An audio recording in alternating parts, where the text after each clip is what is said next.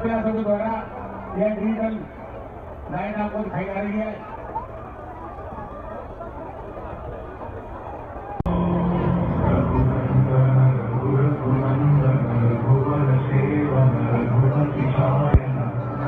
क्या हुआ?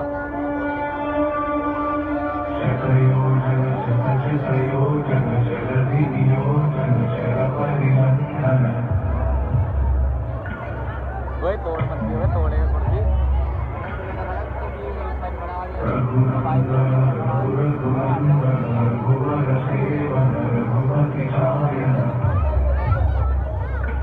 ये दूसरे कलर का नारियल क्यों नहीं दिखा?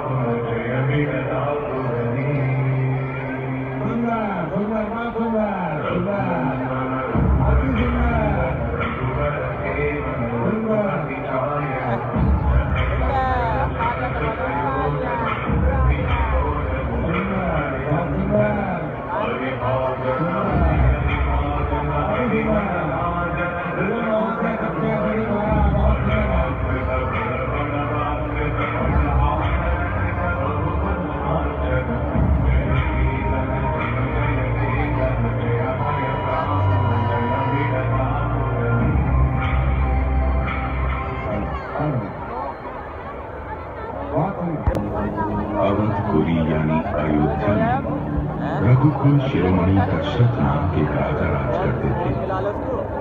उनकी 3 रानियां थीं, कौशल्या, सुमित्रा और कैकेयी। परंतु दुर्भाग्यवश उन्हें एक भी रानी में से संतान का सुख प्राप्त नहीं हुआ। एक दिन दुखी होकर राजा अपने गुरु वशिष्ठ के पास गए। महामुनि वशिष्ठ जी ने श्रृंगी ऋषि को पुत्र कामेष्टि यज्ञ करवाने को कहा। यज्ञ के परिणाम स्वरूप राजा दशरथ को 4 पुत्र प्राप्त हुए, राम, लक्ष्मण, भरत और शत्रुघ्न। अत्यंत सौहार्दपूर्ण वातावरण में 4 भाई बड़े होते चले। सबने साथ साथ ही सभी आवश्यक विद्याओं में निपुणता प्राप्त की। महर्षि विश्वामित्र के आश्रम में जब कभी भी जाप यज्ञ होते तो दान प्रवृत्ति के मारीच और स्वाहु उपद्रव में जाके ऋषि मुनियों को आतंकित करते। ऐसे राक्षसों से मुक्ति दिलवाने के लिए विश्वामित्र जी ने भगवान विष्णु से आग्रह किया। भगवान विष्णु ने दशरथ को राम का नाम सुझाया। भगवान राम ने अपनी शस्त्र निपुणता और ईश्वरीय कृपा से मारीच की मां ताड़का सहित कई अन्य राक्षसों का वध किया और मुनि ऋषि इस आतंक से मुक्त हो गए। इसी दौरान पत्थर में परिवर्तित अहिल्या को फिर से मानव रूप में जीवित करके अहिल्या का कल्याण किया। अच्छे अच्छे सूरमा और बलशाली राजा सीता स्वयंवर के दौरान जिस धनुष को उठा तक न सके, उसे राम ने बड़ी सरलता से तोड़ डाला और सीता मैया ने वरमाला श्री राम के गले में डाल दी। ज्येष्ठ पुत्र श्री राम के राजाभिषेक की तैयारी हो ही रही थी कि कैकेयी की दासी मंत्रा ने कैकेयी के कान भरने शुरू कर दिए। कैकेयी को स्मरण कराया गया कि उसको राजा दशरथ ने 2 वरदान दिए हुए हैं, जिसके बल पर कैकेयी श्री राम के 14 वर्ष का वनवास और अपने पुत्र भरत के लिए राज सिंहासन मांग सकती है। कैकेयी ने वही किया जो मंत्रा ने सुझाया। लाचार पिता दशरथ के इस आदेश को जहां भगवान राम ने खुशी खुशी स्वीकार किया, वहीं अनुज लक्ष्मण और सीता माता ने श्री राम के साथ वनवास काटने का प्रण किया। मानवता की रक्षा हेतु मार्ग में कई राक्षसों का संहार करते हुए तीनों पहुंचे पंचवटी। राम और लक्ष्मण की सुंदरता पर मोहित शूर्पणखा ने दोनों के समक्ष विवाह का प्रस्ताव रखा। दोनों भाइयों द्वारा अस्वीकार करने पर शूर्पणखा ने अपने असली राक्षसी रूप को दर्शाया, जिसके फलस्वरूप लक्ष्मण ने उसकी नाक काट डाली।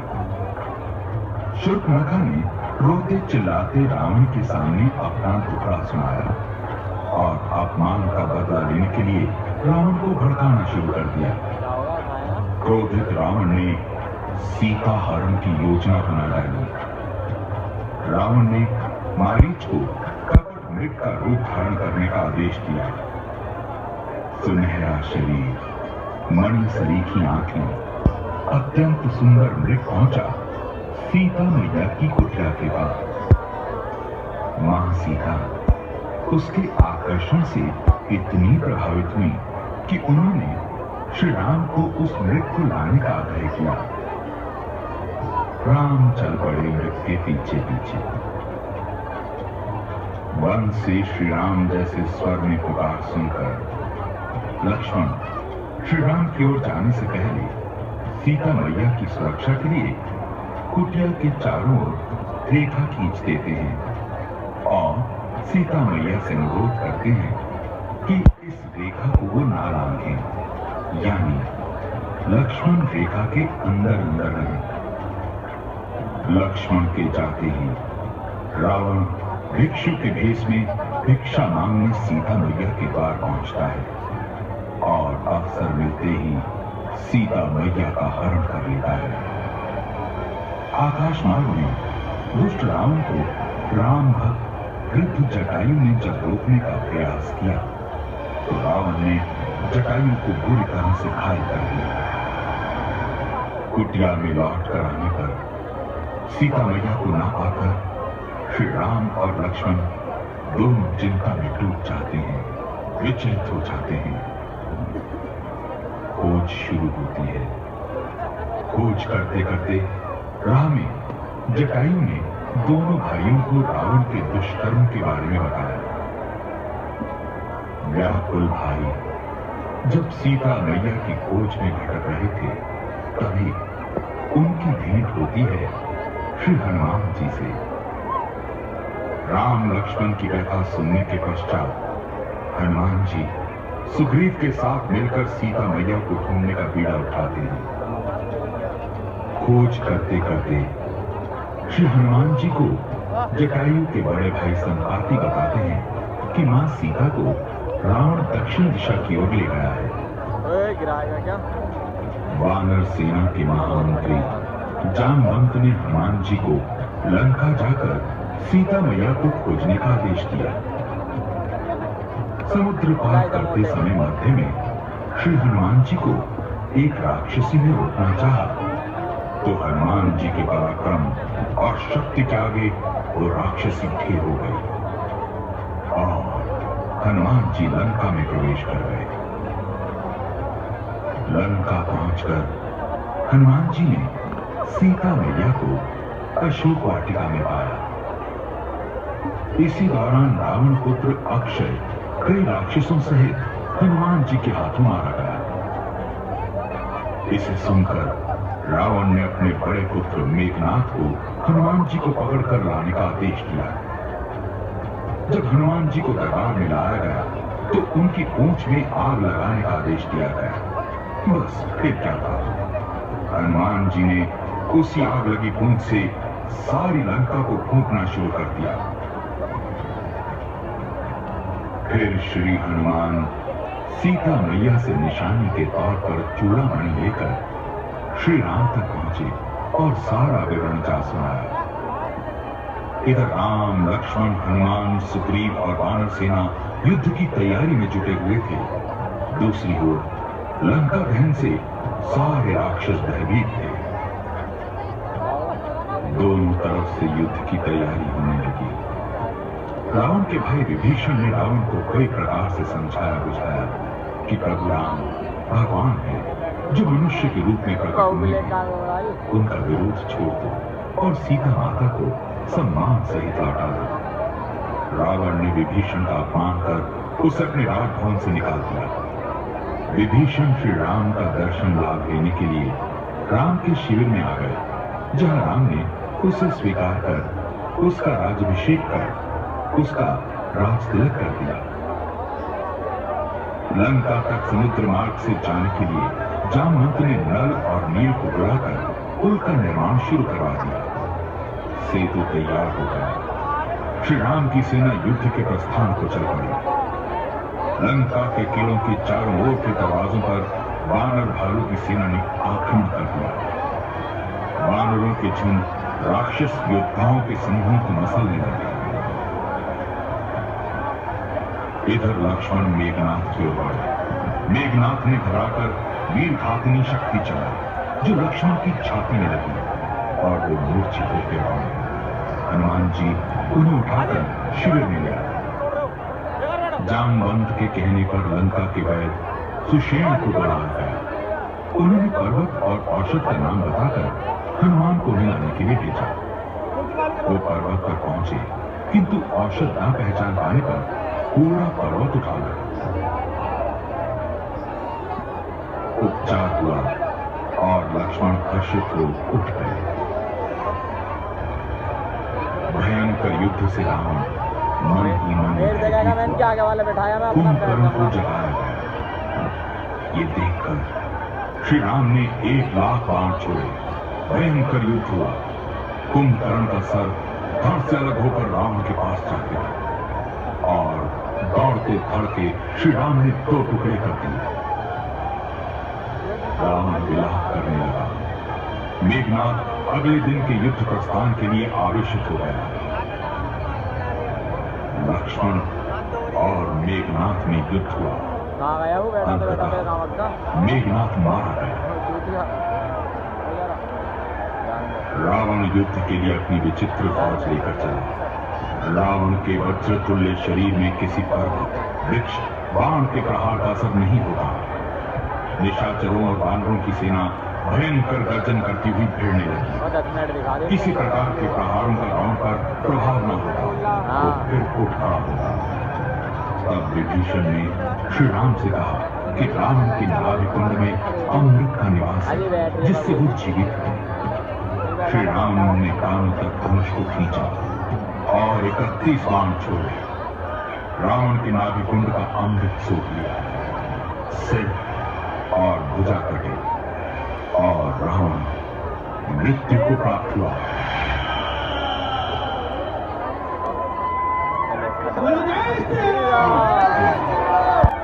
बुराई पर अच्छाई की विजय हुई।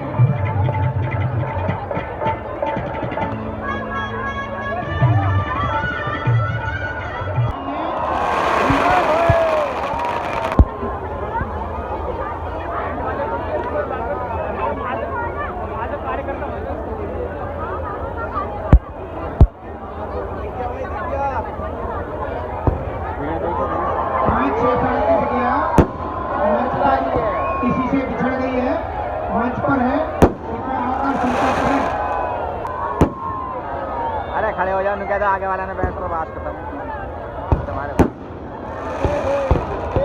वाह वाह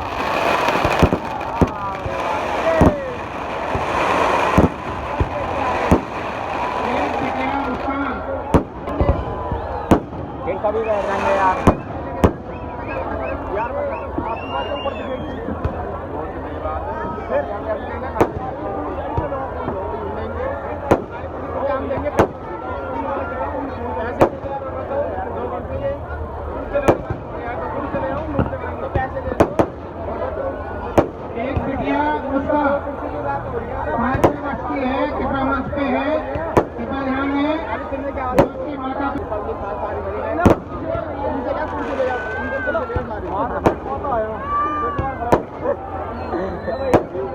ठीक है बैठा हूँ हाँ पब्लिक ना मानने की बड़े भाई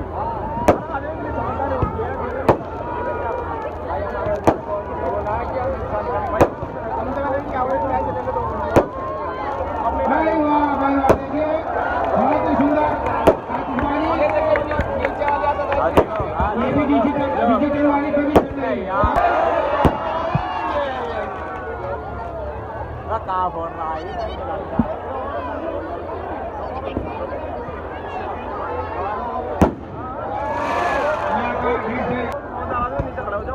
कौन सी ले आना कहते बैठ गया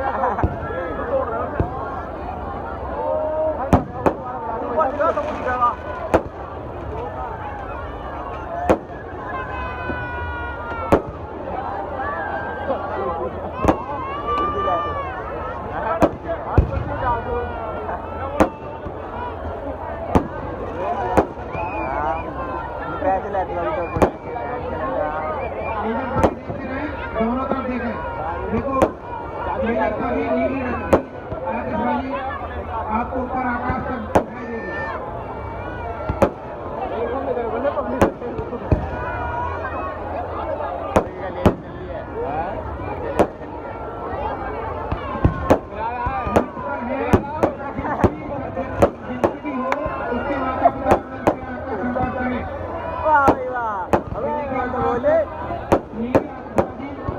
डिजिटल बहुत ही सुंदर पहली बार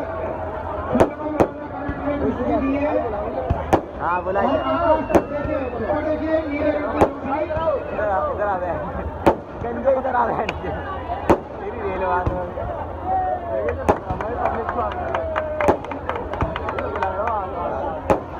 बुला के लाई थे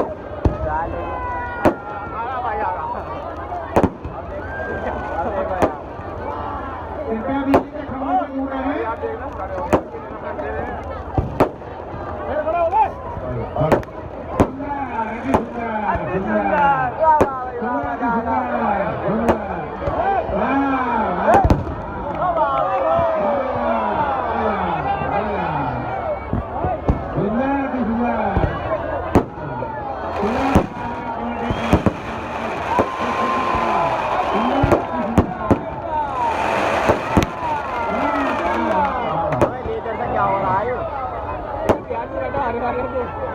इधर बैठा भाई से बिहारी से जो खड़ा था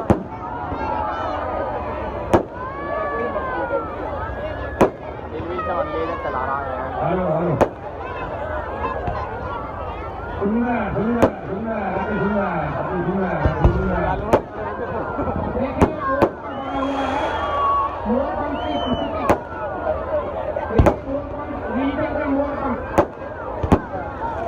अबे एक करके दिखाना मोर पंख देख रहा हूँ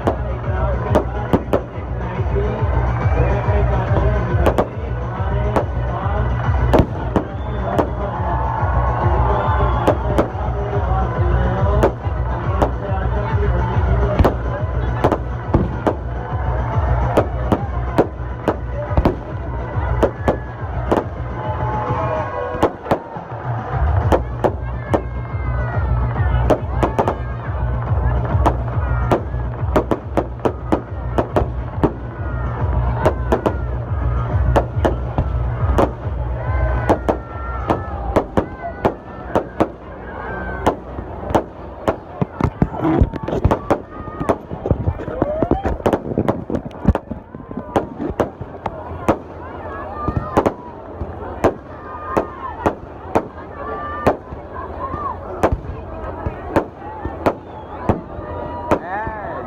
निकला ही तो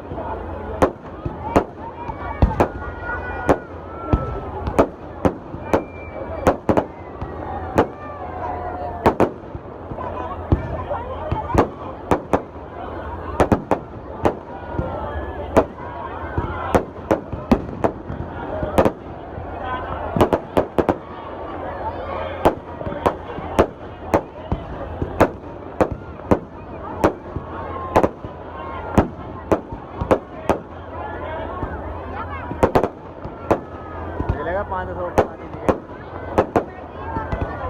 हेलो हेलो सुंदर ऐसे सुंदर हाँ बोल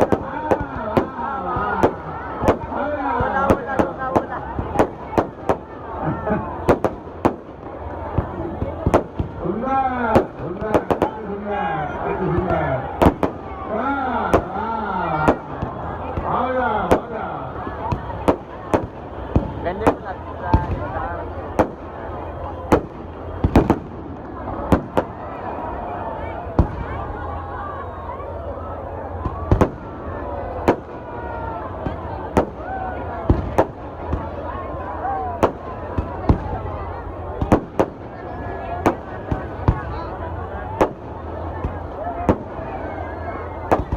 वैसा मजा नहीं आ रहा देखो बढ़ जाओ क्या प्रस्तुतिकरण है वीर बाबा के सानिध्य में क्या प्रस्तुतिकरण है वीर बाबा के सानिध्य में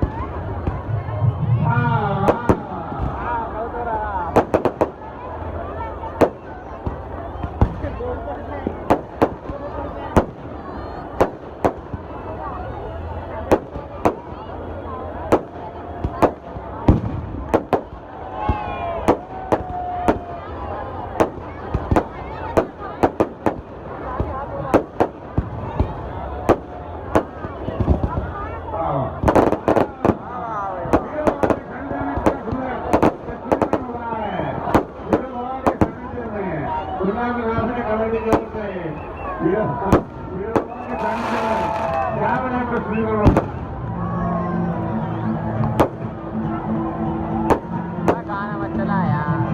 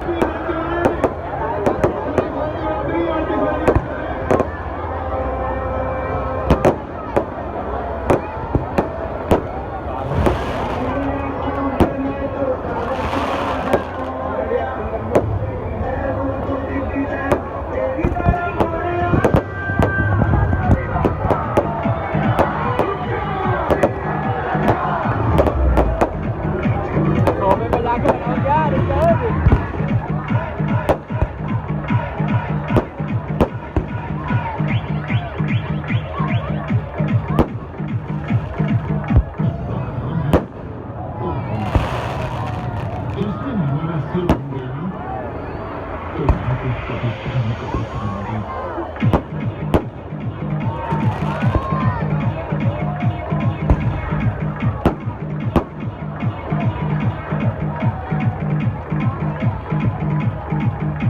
छोटे बच्चे म्यूजिक का आनंद ले रहे हैं और डांस भी कर रहे हैं साथ साथ। मंच पे आकर बच्चे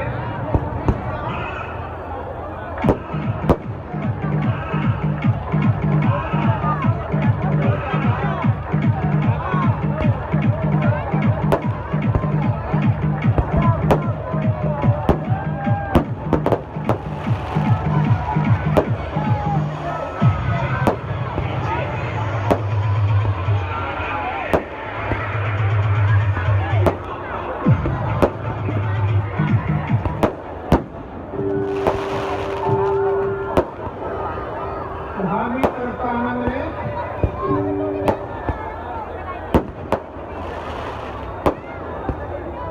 भैया अपने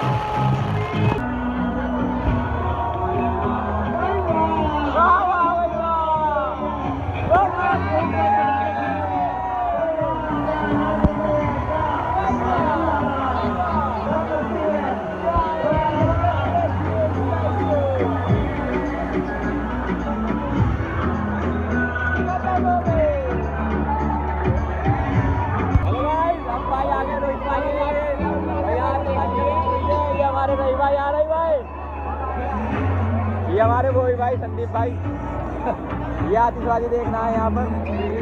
यहाँ आतिशबाजी खत्म होगी। हाँ भाई, रही भाई आतिशबाजी कैसी लगी? पैसे वसूल। हाँ रोहित भाई आतिशबाजी कैसी लगी? पैसे लगा दो, पैसे वसूल हो गए भाई।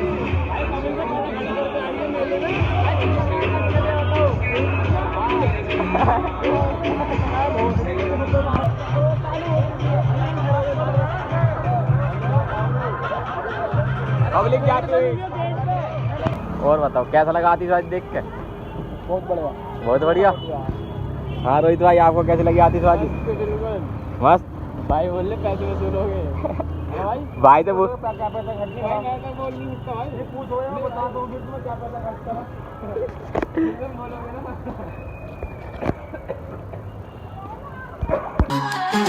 Like, comment and subscribe. Winning is together. We're a community. Let's make it better. What's the latest trend? Gotta post a selfie with a clever caption.